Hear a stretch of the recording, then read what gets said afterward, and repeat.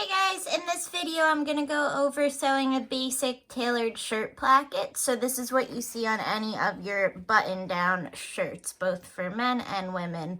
So there are different ways to sew a placket. You'll notice too your book has several other, like a hidden button placket and half plackets, like this one here.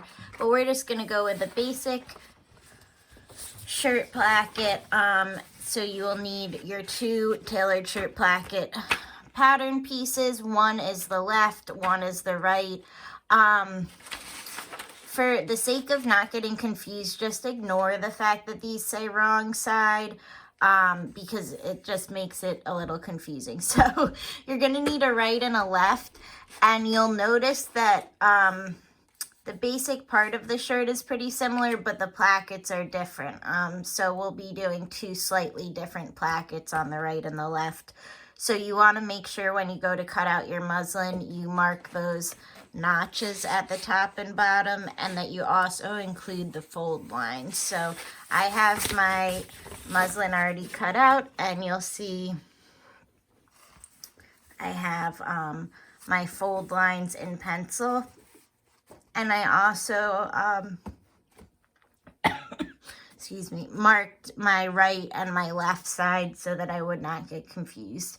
And I'm going to treat this as the right side of my sample. And then you also are going to need interfacing. Again, like we said, interfacing is just a stabilizer.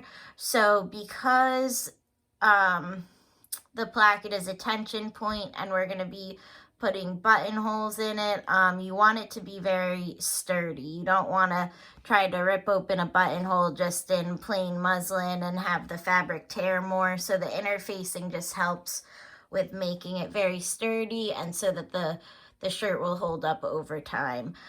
So you just want two strips. You can see I actually used a scrap from before that has pencil markings on it, but you just want two small strips of muslin.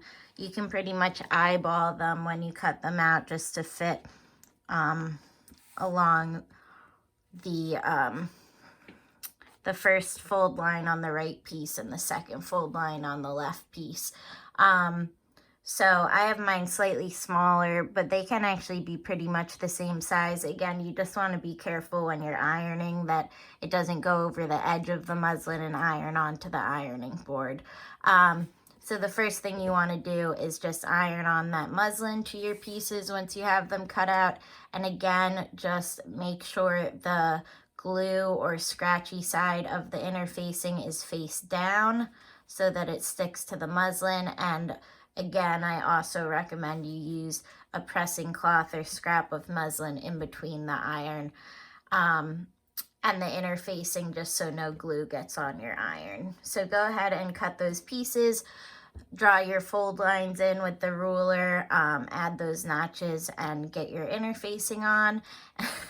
And then we'll begin to iron and fold the placket over and sew it. Okay, so I have my interfacing fused onto my muslin, so my pieces are all ready. The next thing I want to do is fold my plackets into place. So you should have your penciled or chalked in fold lines with your notches on your pattern pieces, and all we're gonna do, and I'm just gonna demonstrate in front of the camera and then I'm gonna go do this at the iron, but you want to fold on the first fold line, and this is my right piece with the two larger placket pieces. You want to fold on the first fold line, iron and press, and then again on the second fold line, iron and press, and then pin the muslin in place, and we're going to sew this. The second one, we're doing the same thing, it just has a smaller placket piece. So you're gonna fold again on the first fold line, again on the second fold line, and iron and press in place, and then pin to secure it. And then I'll show you guys how we're going to sew each placket. Don't jump ahead because the right is getting sewn slightly different than the left side, so I don't want you guys to get confused. All right, so iron and pin those plackets in place. Okay, so I have both of my placket extensions ironed and pinned in place. I did not use many pins because it was pretty much pressed in place as is. I'm not sure, but I think I forgot to mention earlier, just so you guys know, this is on page 279 in your textbook. So you should be looking at page 279 and 280 in order to sew these plackets. We're going to sew the right placket first. And all we're going to do is sew a 1/4 inch from the edge. So we're going to sew a full seam with back stitching, a 1/4 inch seam allowance from the folded edge.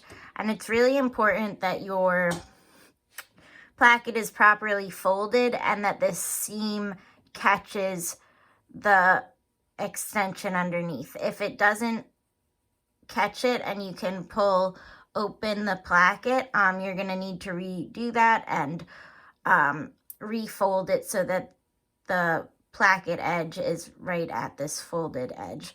All right, so I'm going to do this by flipping the piece upside down so that I can easily just line up the edge of my placket with the edge of the presser foot, which gives us a nice 1/4 inch seam allowance.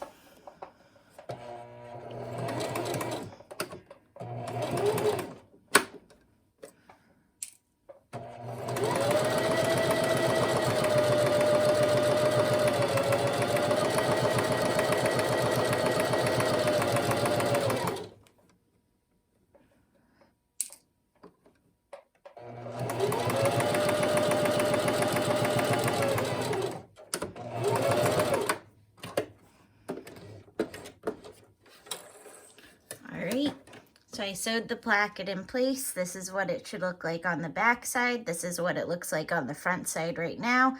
It does not look right though, and that's because the one last thing you need to do for the right side to be finished is you're just gonna fold the placket over now, and now you have a clean placket from the front as well as a clean placket from the back side.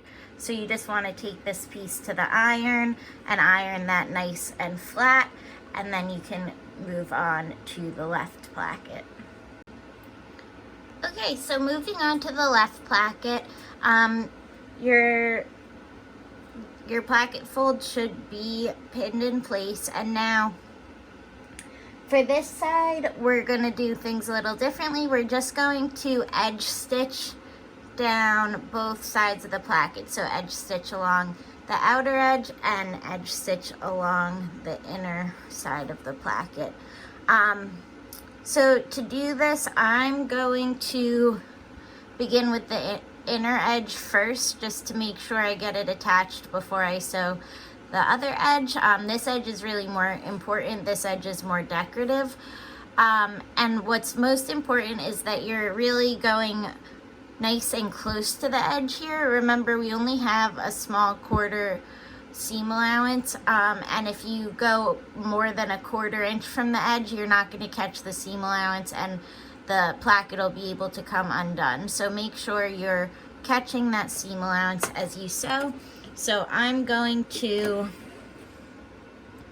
line up the outer fold, or the inner fold, I guess I called it before, with the edge of my presser foot, and I'm going to move my needle to the left. And I'm actually moving it a little past the edge, so I'm using that metal ridge in my presser foot as a guide. Right, and just like you would with any seam, you want to back stitch at the beginning and end here.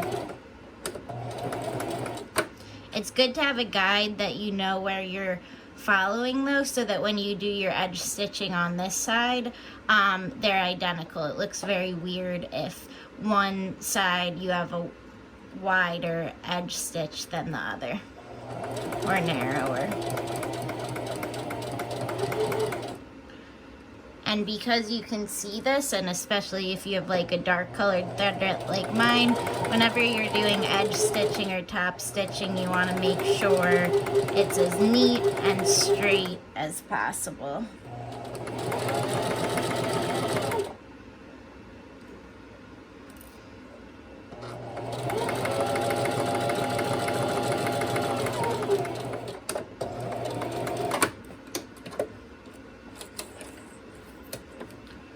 Okay, so I have one edge done, pretty good. For some reason I feel like it's a little wonky, but I think that's just because the camera's in my way.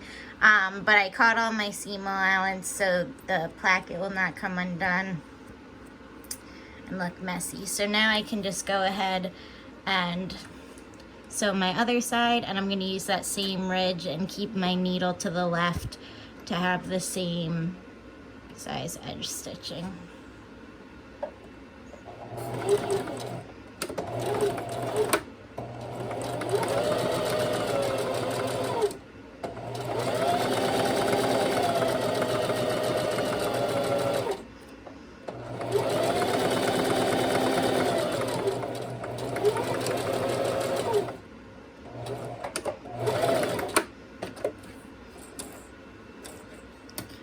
Alright, so once I snip those threads off, my left placket will be done.